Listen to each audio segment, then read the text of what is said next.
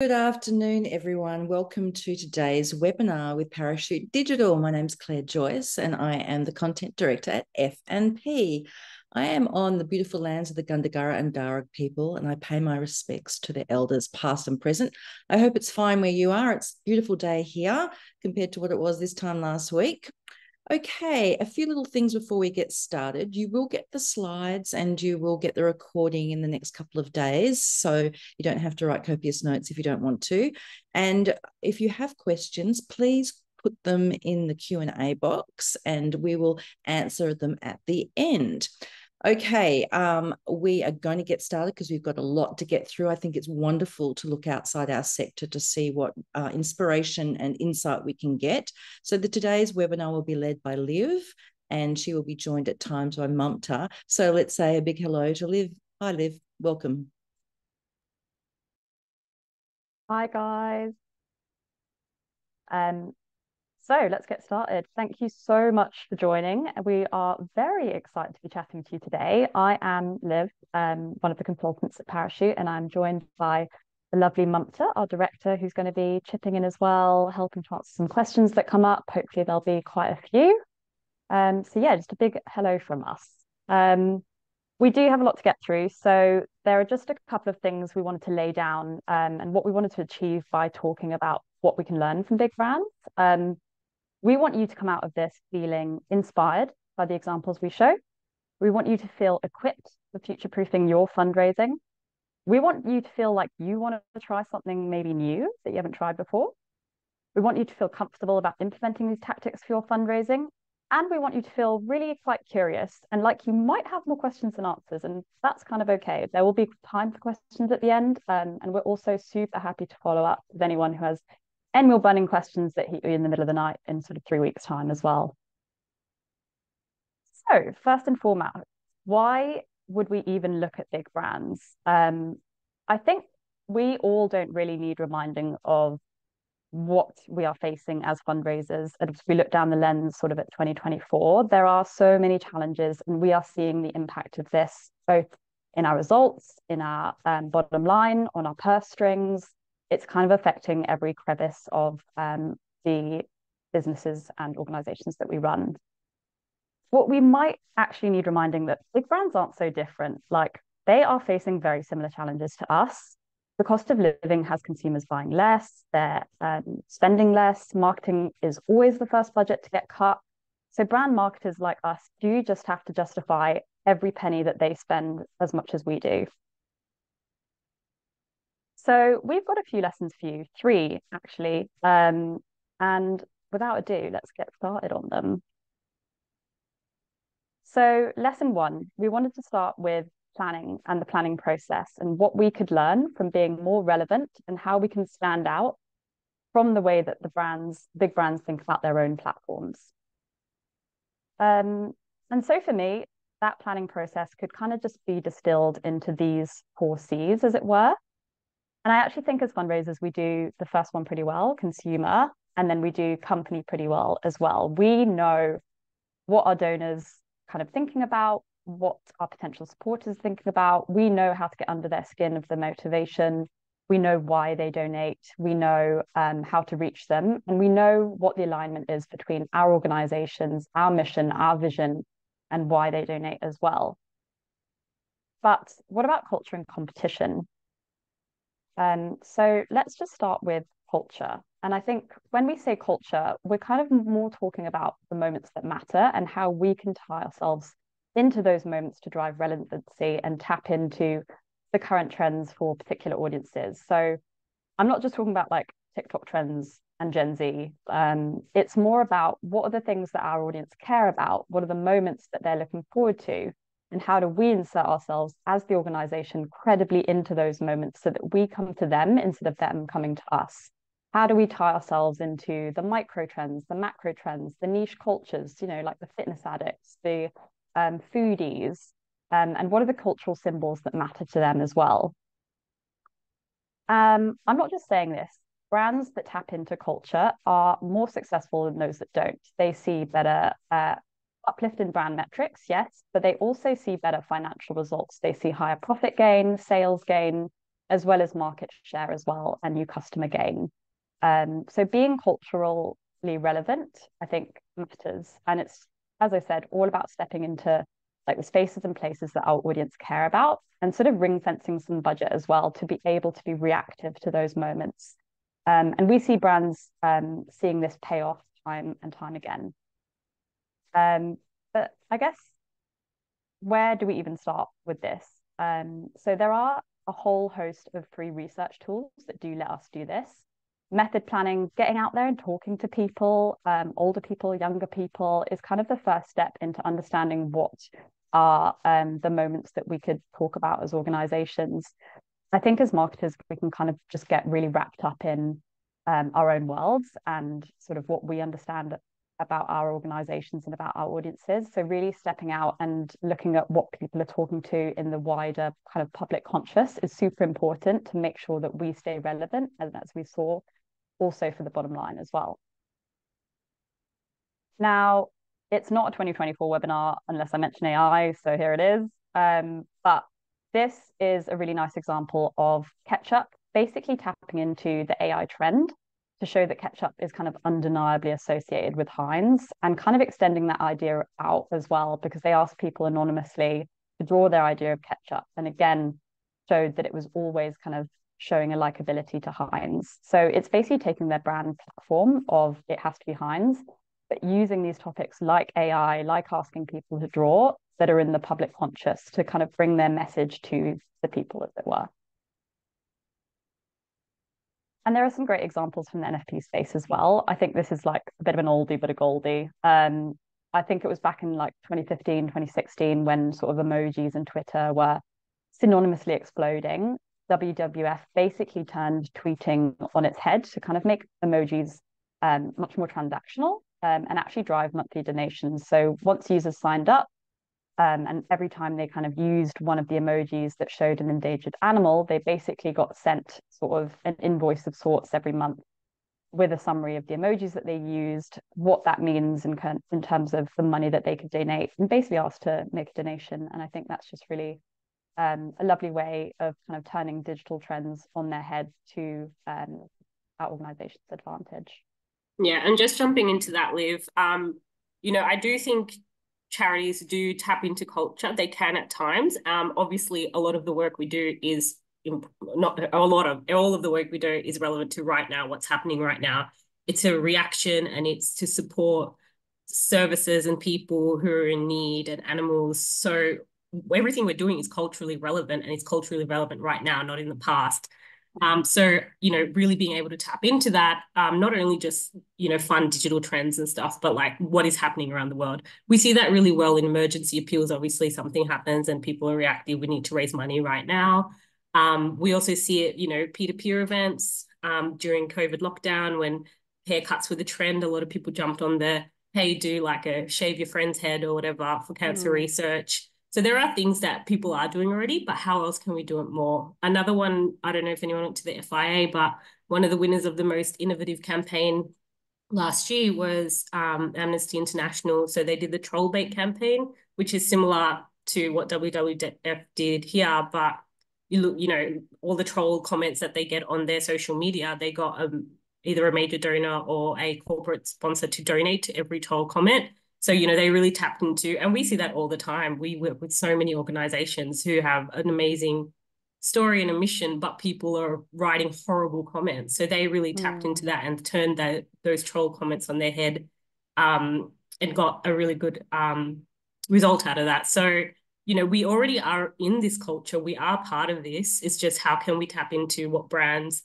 are doing to make it beneficial for us as well, not just in fundraising, like making money, but across the board. Yeah. And I think the other point is like, it doesn't have to be something that has a natural alignment to your organization or your brand. This is a really nice example from Wayside Chapel here in Sydney that took a moment that is universal, Valentine's Day, but just went out with a really simple tagline that kind of illustrates the simplicity of what beneficiaries need. But I think they were kind of also sort of positioning themselves as, I guess, the antidote to consumerism. I know sort of in the public conversation around Valentine's Day now, there's a lot of anti-Valentine's Day people kind of talking about why the need for gifts, why are kind of all of these brands jumping on board just to drive money out of what should just be about, you know, romance and whatever else. So I think, again, it's looking at moments that might not even align to your brand and turning up in surprising spaces and places to kind of drive relevancy with your audience as well. So that's culture.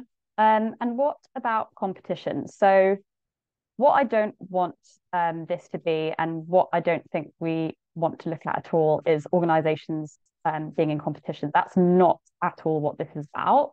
This is actually thinking about the fact that us as organizations are in competition with any brand, big or small. They are all trying to get our audience to spend money in the same way that we are.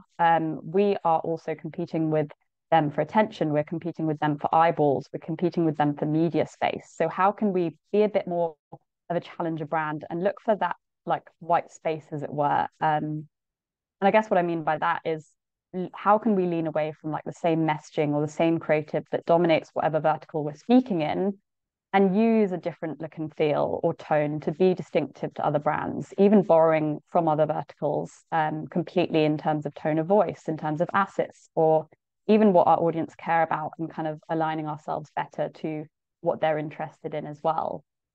And I say this, it's about being distinctive rather than different. I think it's a bigger job to try and find something different to say. And there's a reason people are saying the same thing in each vertical. But how can you say it in a different way? What is the brand behavior that you can adopt? What is the different creative look and feel you can adopt to really talk about it distinctively and stand out? So it wouldn't really be a presentation about big brand energy without one of these guys. So here we have Burger King. Sorry, I wanted to say Hungry Jack's. I'm now full Aussie. But this is Burger King, who basically drove a completely new user behavior by selling 1 cent burgers to anyone within 600 feet of McDonald's. So for me, this is just like a very physical example of how you could intervene in a competitor's user journey and just quickly get people to download their app as much as possible. So it's driving a user behavior quickly, but it's really kind of intercepting competitor user journeys to drive eyeballs to them instead, with a kind of offer that no one could refuse, really, including me. There's a food theme as well to this, in case anyone's hungry. Hold on, we'll get there.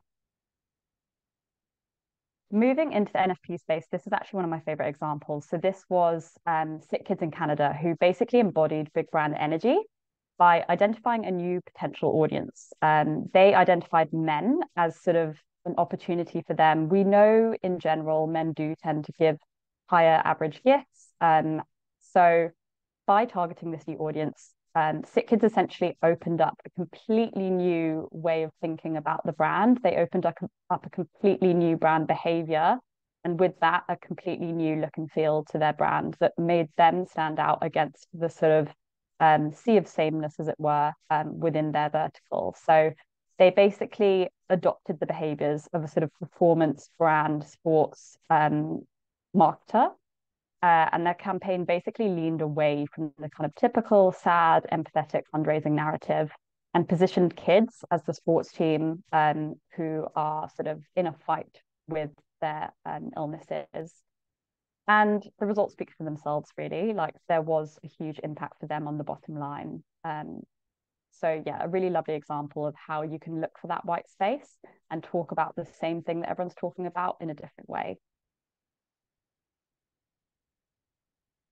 And I guess pushing that idea a little bit further, of kind of embodying commercial brand energy, these organizations have tapped into the massive interest and attention that new tech products drive. We all know whenever iPhone released their latest phone, that there is a huge buzz that you can't miss it. You know, the iPhone 15, 16, whatever we're up to. I'm obviously not tech aficionado.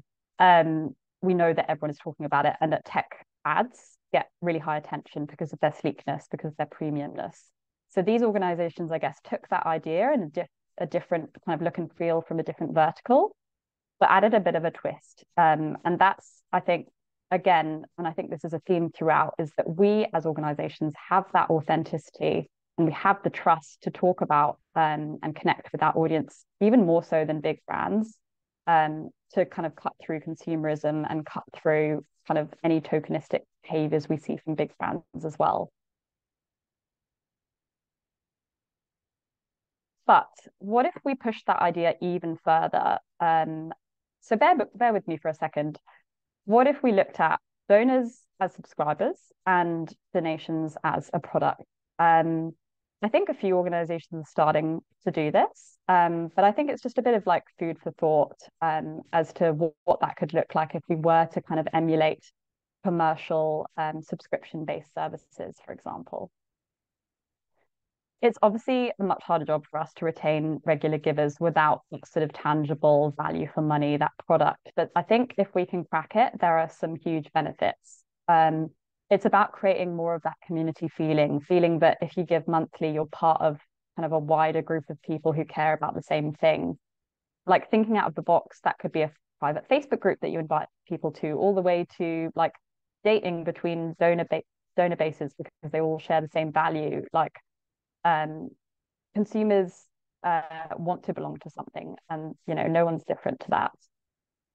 There's also the fact that within that you then get advocacy. People have more of an ownership over your organization and what you're doing, and as a result they become advocates, and you kind of leverage word of mouth to kind of drive new donors as well. If we were to act like a subscription brand, I guess the other thing is audiences are expecting flexibility more and more in the products and the subscription services they buy. So what could that look like from an RG perspective, for example? Especially things like, afterpay, younger generations, they want to pause things, they want to pay later, they want to pay monthly, but in the installments that they choose. How can we be more flexible for them to entice new donors as well? And bringing this to life, this is actually one of my favorite examples of this, not just because I'm British, promise. This is UNICEF partnering with Paddington Bear. So in return for a monthly donation from families, they received a postcard from Paddington from a different country every month. Again, emulating a bit of a subscription brand with that value exchange, but using low-cost channels to push it out as well. Like social media was really the only thing that, the only channel used to push this out. But it's a really nice example of using the content that UNICEF had already as sort of the product, as it were, but also using that in a way to educate and kind of drive retention, because the postcards from different countries also show the problems and the challenges in each of those countries and how UNICEF are helping. And again, I think the results speak for themselves in terms of like this campaign for regular giver acquisition. And there lies the first lesson, ladies and gentlemen. So a bit of a checklist as to what we've gone through. Always start with what you know about your audience, your organization. We already do this extremely well, I think, as a industry. Identify the key moments and times that are important to them. So they might not necessarily align with our organization, but how can we tap into them more? Come to them as well. Insert your organization into their everyday worlds. Find that white space. Try speaking about the same thing, but in a distinctive way.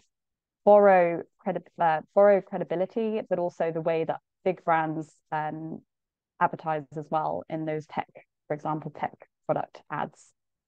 And just thinking in a bit of a thought starters, what if donations were a product or a subscription? What would that look like as well? All right, on to lesson 2. So awareness is more important than you might think. And I think we all suspect it, but I think it's also seen as a nice to have for many of us, because as fundraisers, we understand and we see the effect of bringing donors in and retaining them as much as we can. There is no doubt that that is so important for all of our organizations. But when it comes to reach and when it comes to finding new donors, I think investing in the top of the funnel is just a bit of a stretch too far for the majority of us. It's a stretch too far on resources, on budgets. And crucially, I think we see little to no guarantee of any return on that. It's seen, as I said, as a nice to have. Or is it? So this is my Aussie hero, as everyone knows, Byron Sharp. He's the reason I came to Australia. I'm joking, he isn't. But he does argue that light buyers are more valuable than loyal customers when it comes to the bottom line. and acquisition is key to sort of brand growth. Now, again, I am not saying that retention for RGs and SGs is not important and for supporters isn't important. It is insanely important. But this presentation isn't about that. It's about why the top of the funnel is equally important, or that we should be paying more attention to it as well. And big brands know this, and they have the budgets to prove that actually awareness activity at the top of the funnel is fundamental to growth. Now, we could very well stay at sort of the beginning of this chart. We could keep spending low budgets, getting a really high return on investment. But over time, that's not going to work for us. We are going to see donor pools reduce, and we are going to see a negative impact on our organization's growth in the long term, which is hard to fathom when we are struggling at the moment as it is. But big brands know this, and this is why they, for longevity, invest in awareness activity. And in case anyone wanted more charts to show this, I could bore you to tears with the amount of charts that prove that awareness is fundamental for the bottom line. I won't, here are two. But yeah, awareness activity drives incremental sales, lower cost per conversions. It really has sort of a halo effect on all of the financial results of brands in general. And finally, awareness is really important for driving relevancy as well, and pushing your message out there and staying relevant with your audience's changing mindset. I won't dwell on this too much. You can kind of have a look in your own time, but this is basically a prime example from IKEA, who were just not as relevant with their audience anymore. It was just after COVID. Audiences were grappling with mental health crises, climate change, post-COVID, cost of living, bushfires, anything else that kind of could be thrown at them. So IKEA's brand platform of the wonderful and the everyday and really kind of sustainability were just not resonating. The mountain felt too high to climb for their audience in terms of kind of making a difference in the world, which I think, and the reason I chose this is I think as NFPs we can relate, like how do we make that mountain feel smaller to the average person? And it was a brand campaign that helped IKEA get over that and kind of chunk that mountain down for people. They opted for optimism, and they opted for humor when every brand seemed to be choosing empathy as well in kind of their space. So again, using culture and kind of zigging where all other brands were zagging, as it were. But we hear you. Charities are different. Or are they?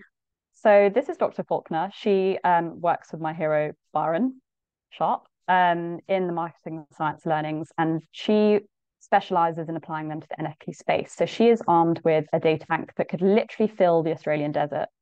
And she basically argues that even with the best retention program in the world, you are going to keep losing donors. So in tandem with retention, you do need to fill the top of the funnel and market the rest of the year outside of those tentpole moments, such as Christmas, tax.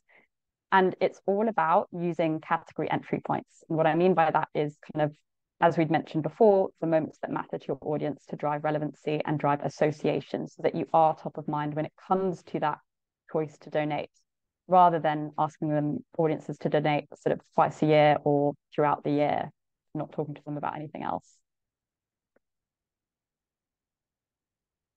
But actually, like when we boil down what awareness is, really, it's about reminding your audiences of what and who you stand for and why you do it.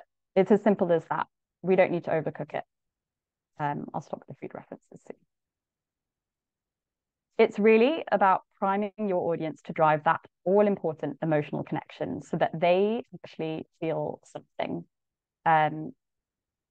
We are arguably, as NFPs, and again, this is a theme throughout, we are in a prime position to do this. We have the stories, we have the authenticity, we have the trust to drive emotional connection, even more so than big brands who are kind of trying to create meaning out of like a bag of chips, you know? But I think the fundamental thing is awareness drives that emotional connection, which is the thing that underpins decision making. And if you're wondering why the horse and the lady, The horse really represents the fact that 95% of our decisions are driven by emotion, they're driven by gut, and then we kind of post-rationalize those decisions afterwards. The lady is the 5% of decision making that is rationable, that is controllable. So in order to control and lead that horse, we need awareness, we need association, and we need emotional connection as well. And yes, awareness is a long game, but it can also come with direct halo effects. So this is a campaign that we ran for an organization. We were running an RG acquisition campaign, but there was sort of awareness activity that was turned on for about 6 or 8 weeks during the campaign. And literally from the day that the awareness campaign was turned on, we saw an uplift in revenue and donations for the RG acquisition campaign. Yes, your CPA is likely going to be higher because you're spending more on awareness. And yes, your ROAS is likely going to be lower. But in the long term, I think it's especially worth it for regular donor acquisition as well.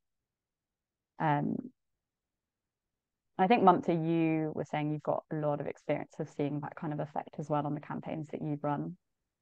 Yeah, and these are some of just really small sampling of some of the examples as well. Just piggybacking on what Liv is saying, you know, we do go, oh, awareness is too expensive. It's not going to get us the ROI. But, you know, if you're a small org and you don't have much budget, or if you don't have much brand awareness, like in the first case here for Seton Villa, where people don't really know who you are, but you need money, brand awareness is really important because you get your stories out there, you get in front of people, people identify your cause with what you're fundraising for, and then you can piggyback off the back of that to get more results. If you're a bigger brand like a Starship or a Legacy, you know, it's just reminding people of who you are, keeping yourself top of mind, that when you do need to fundraise, you know, they're going to remember you and they're going to fundraise. So that Starship example, they needed to raise $2 million. So they really needed more awareness, even though they are quite well known. It's just kind of nudging the people to remember who they were. Or with an Are You OK prime example, they're a brand, they're an awareness organization. They don't really fundraise. They don't ask for money. They just get money because people know who they are. And we see that as a halo effect on Are You OK Day. Is an awareness day. It's not a fundraising day. They get a lot of money off the back of it, but they don't really ask for it. Same as when we run P2P campaigns for them. People sign up because they know who Are You OK are. They know the image, they know the logo, they know the black and yellow colors. They have a really brand affinity. They have a really good association with Are You OK? So that filters down in everything they do. And I can tell you right now, they never ask for money because they're not allowed to. So, you know, just off the back of brand awareness, they are able to build up their fundraising capabilities as well.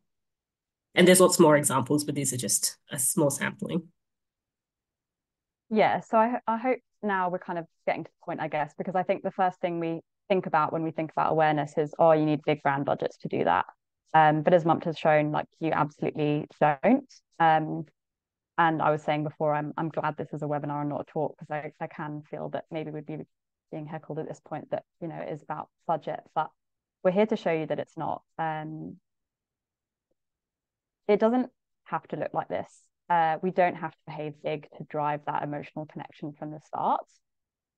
It can be as simple as these things. It can be as simple as launching with a long video on digital channels and following up with shorter cut downs. It can be as simple as a radio or digital audio ads. You can make ads for free on Spotify. It can be as simple as starting in an EDM journey with awareness messaging to prime and warm up your audience and drive an emotional connection before you ask. It can be a media PR release that's synced with your campaign activity. We are fundraisers. We are very good at asking. It can be asking media owners for free or discounted space, TV, out of home. We know that it's worth asking a question.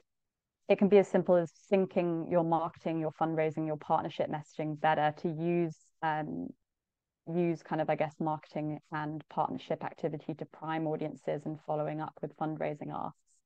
It can be as simple as planning ahead. It can be as simple as going live earlier so that you have more time to kind of drive that emotional hook and connection before you make a direct ask as well. And this is one of my absolute favorite examples that we have in here. This is Tourism New Zealand, who basically used content and video and primarily digital channels to run an awareness campaign. They were outspent by the majority of other tourist boards, but they were also falling into a bit of a cliche, a trope of the category of showing amazing landscapes and kind of getting that to do the heavy lifting. So they developed this new brand campaign to be people first, based basically on the insight that Kiwis are some of the most friendly and welcoming people in the world. So there was examples from Jacinda welcoming Ed Sheeran with a lovely cup of tea, to instances of Kiwis handing over the keys to their car, to their beach house, to any tourists that they kind of came across because they just wanted to say, thank you for coming to my country. Please feel welcome. And I guess linked to our earlier learnings as well, they chose a moment that was sort of universal for all audiences because I guess they're talking to a lot of people. They chose the morning to tie themselves to as they're the first country to see the sunrise. And then off of that moment, they used different people in different locations. I think it was like 366 or 365, that makes more sense, videos throughout the year, one video a year to say good morning from a different person in different location across New Zealand. So not only showing off the landscape, but showing off people that and the stories that make up New Zealand and the amazing welcome that tourists get there, and finding that point of distinction as well to other kind of tourist boards. And again, the results speak for themselves across the funnel. Yes, they drove high ad recall, high consideration, but they also drove searches. They also saw the impact on overall bookings, and they also drove a positive ROI in the long run. And lucky for us, I think digital has kind of really democratized TV for awareness. We no longer need TV like the people in Mad Men do.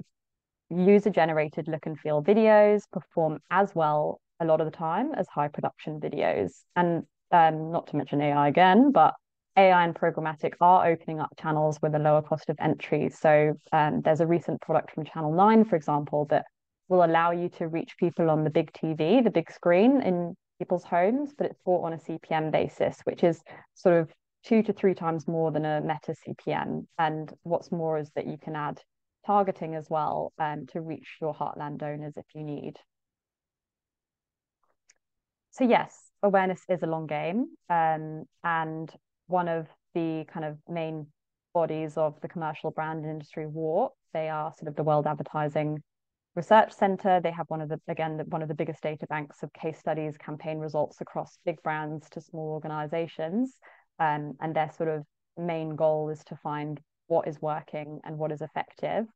And they know as well that the number one source or the number one reason that campaigns are effective is they are run for a longer term and they run brand campaigns as well. And that it is crucial for longevity and for sort of protecting ourselves against any sort of decline in audience or donors or sales or whatever it is.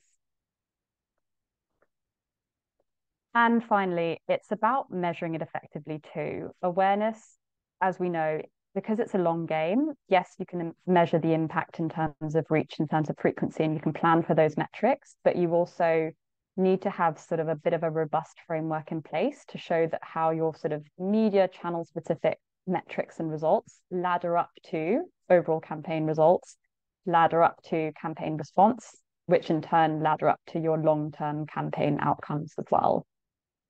So this is an example from the NHS that we kind of held ourselves to account with every campaign. That ends the second lesson, my friends. So what are the learnings? Running top of funnel is key for future-proofing. We need to focus on driving an emotional connection, and there are low-cost entry points for awareness activity. And video is really king when it comes to driving awareness as well.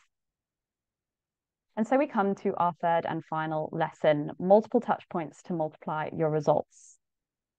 Why do we need to think about this? I think we all know that we need to run multi-touch point campaigns.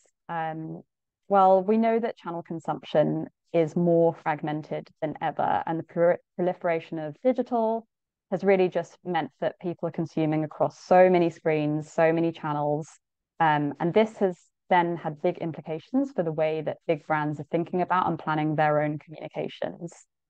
I just find this really interesting because it's looking at channel planning and it's looking at campaigns and acquisition and awareness in a bit of a different light. So the big thing with big brands at the moment is buying and planning to more detailed and attention orientated metrics. Agencies now, especially big kind of media agencies, are all developing their own way of measuring attention and kind of selling that out to big brands. But it's essentially like looking at channels, looking at not just the impressions that you can get for your money, not just looking at the viewability, so how many of those impressions actually show up on the page, but looking at how many of those impressions actually get active attention from the user. So it's based on sort of a multitude of eye tracking studies, which are then made sort of nationally representative into a sort of data set, as it were. And actually, when we look at it through this lens, we find that channels aren't actually created equal. So Meta, for example, becomes infinitely actually more expensive when you're planning and buying for attention, whilst higher, more traditionally expensive channels like high impact display and premium display, like online video, become more efficient for your money. So yeah, I just think it's a really interesting way of thinking about which channels we're selecting, looking at the way that big brands are thinking about it at the moment. And again, I'm not going to hammer the point home because I know everyone knows that including multiple touch points across the fundraising funnel is crucial for a whole host of reasons. It's a bit like a pinball machine. Those sequential nudges just remind audiences that when they do move into a bit more of sort of a motivation to give, we are reaching them where they're at, as well as all the other whole host of benefits that I think we all know about multi-touch point campaigns. So what are big brands doing in the space that are interesting, new and different, and that we could perhaps learn from? So I think there are two key things. The first one is channel planning and tactics across the journey. And the second is matching the creative and tailoring it to the channel and the journey stage as well. Let's unpack that just a little bit. So when it comes to channel planning, big brands do put a huge amount of investment in choosing the right channels. And we know that there are certain pros and cons when it comes to looking at the channels that we could choose. So it's all about sort of weighing those up. But they also know that there are different, I was going to call this slide like special relationships or something, but I don't think that's right. But it's all about like a halo effect of channels. Which ones work better together? Which ones drive incrementality? And which ones can have a halo effect on the other as well? And obviously big brands have big budgets for media mix modeling, for really kind of getting to the bottom of which channels had an effect on another. We can kind of steal what they know about that and really boil it down to, again, which channels work well together, which channels drive the demand, and which channels help then soak up that demand as well.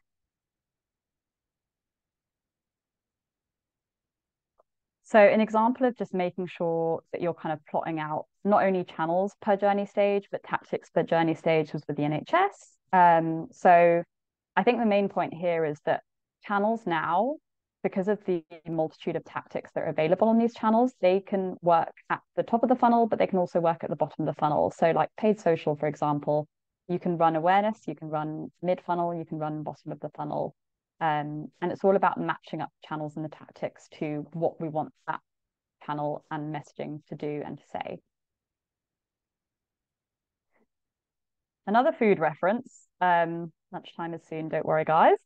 I could have put this into a nice kind of prioritized formal pyramid, but instead I'm British and chose a classic cheese and tomato sandwich. But basically this is to simplify and give us a starting point as to how we could prioritize multiple touch points and kind of figure out which ones we should layer on first and foremost. Obviously, this will depend on audience, this will depend on messaging, this will depend on objective and budget, but just a bit of a blueprint for us, starting with the bread and butter channels, the owned channels, the ones that are kind of easy to implement and that we do see good fundraising results from, all the way into the cheaper channels like Meta, like Google search ads that help you still push your message out there. And all the way into those channels that can drive incrementality and that are good for especially brand awareness as well. And we can also look at what's working already within our own organizations. Just a note, I guess, that Google Analytics offers sort of this path to purchase report, which is super interesting to give you a sense of not only the number of channels required before an action takes place on site, whether it's a registration, whether it's a conversion, but also what are the channels that are over contributing to actions? What are the ones that are under contributing?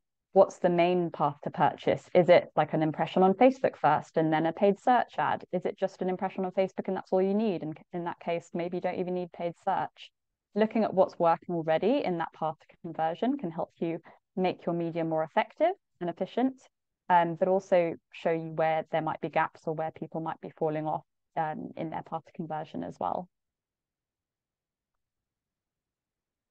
And that can apply to EDMs as well, finding that sweet spot of touch points that you need to drive results. So this is some analysis we did as part of a post-campaign analysis, just looking at how many EDMs did someone need to open before they took action. And from that, you can then kind of look into lead scoring, look into using engagement as sort of a way of targeting, a way of segmenting your audiences as well. So again, finding that sweet spot when it comes to touch points is key. And the second part of that is prioritizing tailoring creative to the channel. I promise that these are the last few charts of the day. But what big brands know is that one of the key factors for effectiveness of advertising is creative. You can see in the first chart, creative really helps brands to cut through. But also that personalizing the creative to the channel and to the format, without a doubt, drives more effective results as well. And it's really what users, as kind of the proliferation of media and the fragmentation of channels happens more and more, people are expecting a certain type of content when they go to a certain channel. So making sure that we fit in and we are what they expect when it comes to format and layout is really key to make sure that we grab attention as well. So looking back to our earlier example of the NHS planning channels and tactics across the journey, what they also did is tailor the content as much as possible, all the way from brand channels where the kind of message and emotion was key, all the way into the more digital one-to-one channels as well, where you have the space and time to give more information, to be a bit more rational, for example. And I think, Mamta, you've also found this with your brands that you've worked with as well, that importance of tailoring to the channel. Yeah, and this is an example of Starship, but this one obviously had a bigger budget, so don't be daunted by how many different messages they had across. But, you know, this one was, like I said, they needed awareness, they needed a halo effect on their fundraising, they needed to raise $2 million. So they just went all out, guns blazing. They actually got a lot of this free. They didn't spend huge amounts on billboards. They asked, like Liv asked previously, they asked, could we have some billboard space? But as you can see, you know, they really hit people where they were at the different touch points. So, you know, on a bus stand, on a billboard, if they're online, sitting at home on the couch watching the Sunday program, and using different stories really tailored to where they are, who is watching it. So, you know, the Sunday program versus somebody online was quite different, like on YouTube, for example. And they, you know, that delivered a halo effect that we've been talking about, and they did really well on fundraising. But this is an example for a big budget and a fundraising campaign, but the same principles hold true if you're recruiting for an event, if you're doing lead generation as well, tailoring content, having multiple touch points. As Liv showed in the previous slide, when you look at your actual data, you'll see that it doesn't happen in a linear way. It happens in a very messy way. So just meeting people where they're at across different platforms and staying top of mind and staying relevant has an impact on all of your different fundraising campaigns that you're going to be running. Yeah, totally. And on that as well, I think organic social is something, you know, we all have. And here are just a few guidelines, I guess, as to how you can utilize that as a further touch point. Because this is a question we kind of, or I've seen us get asked a lot as to what should I be doing with my organic social to complement my paid activity, to complement my other channels as well. And I think for us, I won't kind of go into detail about this, but it's all about engagement. It's all about variety and formats and looking at what drives engagement most. It's all about recycling the learnings that you know and using that to make more posts and more content. It's all about being reactive to culture, and it's all about being consistent in how you post. But I think organic social is a bit of a sort of underused, very powerful kind of mid-funnel channel that can complement activity that we're running outside of it. And finally, I think we just wanted to highlight that there are a few things that we'd recommend having in place before you do start looking outside of what you're currently running and looking at multi-touch point strategies. Obviously, you need your website working well, but particularly your donation pages to have been optimized and having a strong conversion rate. You need an understanding of your potential audience. You need an understanding of the minimal daily budget that new channels might require to drive action and drive learnings. And you need to know what works well. Meta is obviously a really, really crucial and powerful way to test creative quickly. You know, you can run multitude of creative and get learnings both from warm and cold audiences in a matter of weeks, if not 1 week, and then roll that out to other channels. You need a robust measurement framework so that you know not only what you're testing, but how you're going to measure it and what are the key metrics you should be looking at, because you know, we can get lost in the detail and say the conversion rate or the view through rate was higher, but the CTR was lower. So what should we be looking at? So making sure you know what are the key metrics to be measuring it by. And then finally, time and I guess a little bit of nerve to run the test or the new touch points for enough time to get those learnings. And again, you know, when we're thinking about awareness or when we're thinking about longevity, looking at the impact kind of 6 months down the line, 9 months down the line of that activity as opposed to the next day. All right, so that ends our third lesson. So what have we learned, hopefully? We need multi-touch point campaigns to protect us against fragmented media consumption, lack of attention, and the gap between awareness and donation. Big brands are leaning much deeper into multi-channel tactics and tailoring their creative to offset this fragmentation, particularly planning to attention as the kind of new key metric, not only to buy with, but to plan with as well. One more touch point might just be all you need. And we know that some channels do work better with others, so choosing them to make sure that they're kind of complementing each other. Tailoring creative to the environment, we know that that kind of is a much more effective way of using channels. Organic can do the heavy lifting for you if you use it right. And just making sure you have the basics in place before you go out and kind of optimize the messaging you're pushing out to people, making sure you have the right messaging when you're pulling them in as well. Okay, cool. So what, great. What have we learned? So for anyone who has just woken up, welcome. Thank you for joining. These are, I guess, the key takeouts that we want you to take away, have a think about, come to us with questions about if you want, talk to people at work, your other half, whatever it is. So looking to context and competition for distinction, awareness being crucial for future-proofing your organization, and using multiple touch points that are tailored very much to the journey, to the channel, and to the tactics that you're using as well. And going back to the challenges that we're facing, like, why is this even relevant for the challenges that we're facing? So looking to context and competition will help us find new audiences, it will help us cut through, and it will attract new supporters to turn them into advocates. Awareness will balance long-term growth with short-term financial need. It will ensure retention, and it will help test new digital channels to counteract our declining donor bases. Multiple touch points that are tailored to the journey will keep supporters in our sphere of influence, and again, kind of enhance our retention. Continuous nudges can lead to higher gifts, and counteracting increased audience fragmentation and lack of attention through using more touch points within our applications. So yeah, thank you very much for listening, and I hope you found that interesting. Thank you so much, Liv. Thank you so much, Mamta. I think that I learned a few things there and I can use them in F&P's marketing. So thank you so much. Thank you, Sally. It was really interesting, wasn't it? Thank you, Jemima. We're getting some very nice comments there.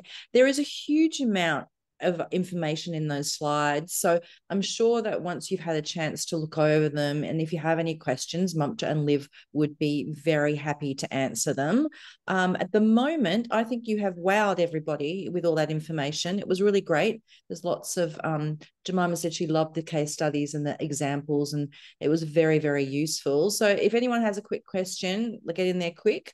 Otherwise, we are going to close out and let everyone get back to their afternoons. Oh, thank you. We've got some really lovely comments. We had a lot of registrations for this webinar, so we hope you got a lot of value out of it. Liv and Mamta, do you have anything to add in closing? This was like the smallest slide deck. She actually had a lot more information. So we have a lot. There's lots more charts as well. So I know that can be a bit overwhelming. It's probably nothing super new that you've seen. It's just kind of reiterating what we know exists and something we don't do. It can feel daunting that it's like so big, how do I start? So hopefully we've given you some tactics, but if you have any questions, it doesn't have to feel so scary. There are simple things you can do tomorrow to kind of test it. Maybe your tax appeal's coming up or you have an event. So yeah, just let us know if you have any questions. Liv had a little cheat sheet guide as well that she's going to mock up to send through with the presentation as well. But there's heaps more charts, so hit Liv up if you want some more. Yeah, no, I think that, yeah, so much information. Sorry, Liv, what were you about to say? Oh, I was just reiterating my love of charts. Love of charts, yeah. But there was some great information in there, and I will be reading the slides, that's for sure. Thank you everyone for joining us this afternoon. Good luck with your fundraising. I know it's starting to get busy with tax time. Thanks so much to Liv and Mamta. We really appreciate all the work you put into the presentation. Thank you everyone for joining us, and we look forward to seeing you at our next webinar. Goodbye.